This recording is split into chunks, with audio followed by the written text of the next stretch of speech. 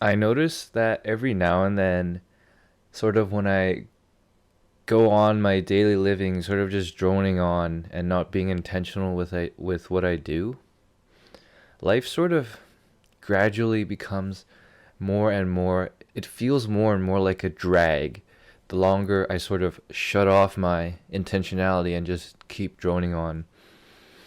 And today I was just sitting, um, and I realized I caught myself in this sort of loop that I fall in every now and then. Um, and I realized that I started questioning why I was doing what I do. Like why do I do the things that I do? And I realized that at the end of it all, it's not about attaining anything, but it's more so that I do these things because I want to do them, because I want the freedom to express myself in everything I do, whether that be my work, my training, my cooking, um, my mood and my emotions, my sexuality, my learning, my communication. Essentially, I realized in everything I do, at the end of it all, I just want to have the freedom to be able to express myself. I want to be me. And that's the greatest freedom of all. A lot of the times we get so caught up in trying to get to that outcome via doing work, via training, via a relationship, via going to school, etc., etc. But when you step back, you realize that's not really what you want. What you want is to have fun while you're doing it, and that having fun comes from expressing yourself freely. And when you express yourself freely, it becomes something you want to do, not something you have to do. Which connects this idea of how I've come to see the idea of discipline as bullshit. Like, discipline doesn't fucking work. It's bullshit. Because what I've found is whenever I've exercised discipline for a long period of time to try to do something, it goes well at first, right? Um, but over time, that willpower that you need to power that discipline, it burns out. And then you burn out. And then that's when you come to this crossroads where you start asking yourself, why the fuck did I even do this in the first place? And then you realize it's because I wanted to attain something out of it. But then a lot of the times when you, even after you've attained something even beyond your initial expectations, you're still not satisfied with it. And you realize this wasn't what I wanted all along, right? The things that I've stuck with in my life are the things where it doesn't require any discipline, right? It just, for example, like training. I train at 6 a.m. 4 to 5 times a week. So I wake up at 5. But it doesn't feel like a fucking chore to me. Like, I just do it because it's what I do. It's natural to me. I like to train. I like to wake up early. I like to sleep early. It makes me feel good.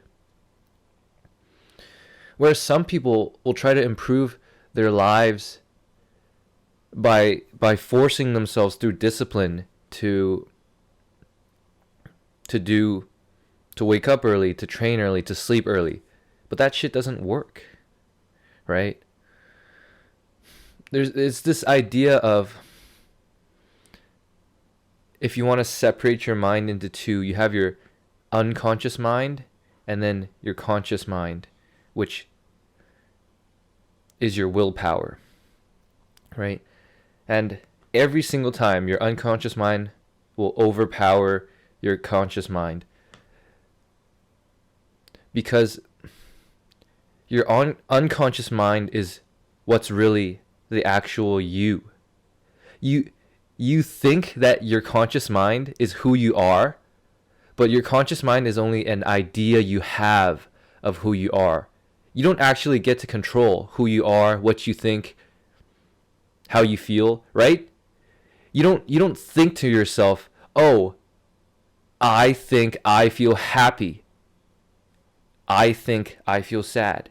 You just feel it, right? It's out of your control, and this is the domain of your unconscious mind, we'll call it. Which is why you can't force yourself, you can't make yourself happy, right? The more you use your conscious mind to say, "Oh, why am I so sad? I need to be happy," the more sad you are, because you don't get to control how you feel, right? So this idea of discipline is ultimately an illusion in the long run, because your unconscious mind will always outpower your unconscious mind will always outpower your conscious mind, because your conscious mind is a tiny perceptual illusion of who you think you are. And the funny thing is that the ancient Chinese knew about this like 2,500 years ago. And it's this principle of yin and yang, right? Which is literally the name and what my whole channel is based upon, which is funny. Because this principle of yin and yang it's literally the answer to everything if you understand this principle. Like, it just makes sense if you understand this principle. And it's this idea, there's a yin and a yang, right? But we're so often so identified with one pole, say the yin, that we try to push away the yang. And so we're constantly in this like schizophrenic state, right? But like the secret really is to just stop struggling between the two poles and realize that the harder you push for something, the harder it pushes back against you, right? It can't be any other way. If you push, it pushes back. And this is why discipline doesn't work, right? Because you're forcing yourself to do something that's inherently unnatural to you, for you, which is why it feels like you need discipline.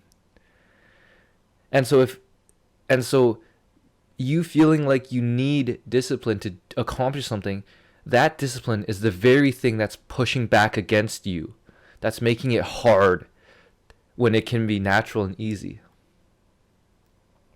And it's this very same principle of attachment to one side, that it's one-sided attachment that causes all the conflict in the world and what drives people insane, right? You can, for example, like just global example, you can think about Hitler or even the communists. It's the same thing. They're so attached to their ideology, how they see the world, that they just, it's fact that if my country applied my laws and my beliefs, then the world would be perfect. We all knew how that went, right? And so the ancient Chinese knew that the sage is not for or against anything, and therefore he is everything. Literally, metaphorically, and metaphysically. Because when you don't define yourself as a separate entity from the negative pole of your feelings, of your emotions, and your circumstances, then you realize you were already whole to begin with. But you insisted that you were missing something, and so you had to get it, right? You were so identified with not having that you were chasing the having. But by being identified with not having, you're stuck in a cycle, because you're not having, and then having's over here, and then you go round and round and round and round and round, but you never get there, right? And this is the paradox. But how could you be missing something when you're all that there is? So is there one objective reality? Or is there a subjective reality in every sentient being? So if you think about it, is my reality same as yours?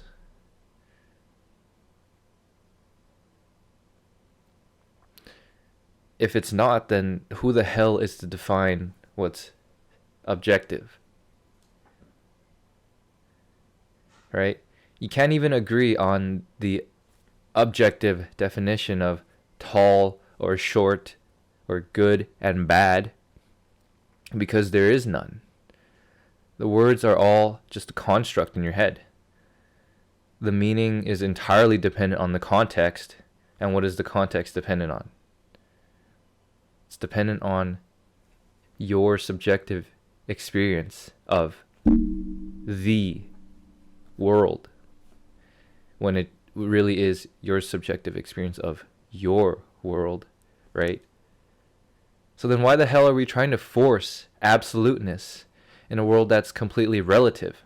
That is to say, subjective.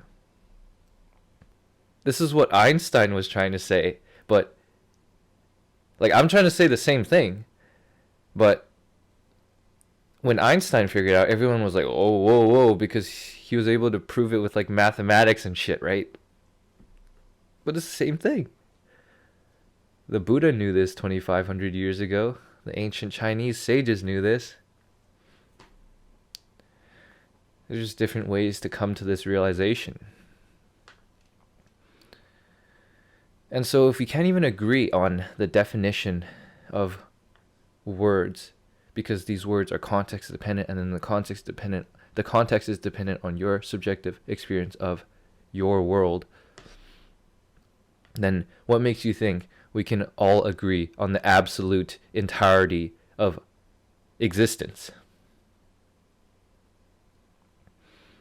And this is what science, I think, there's a fundamental like fallacy that people fall into, especially in their belief in science, right? They think science is objective, but science is only objective from the lens of being a scientist, in that you're taking a subjective view of the scientist in order to produce an objective view. So that is to say, anything that's subjective to you is objective to you, if that makes sense. Because to you, there cannot be something that's subjective, because what's subjective is what's objective to you, because it's you. Your mind perceives everything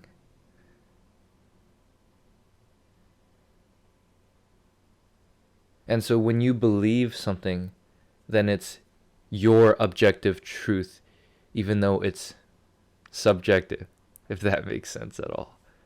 It gets confusing, the word crunch. But you see, right? All the disagreement about politics, religion, abortion, insert problem here at the individual level, at the organizational level, at the national level, at the international level.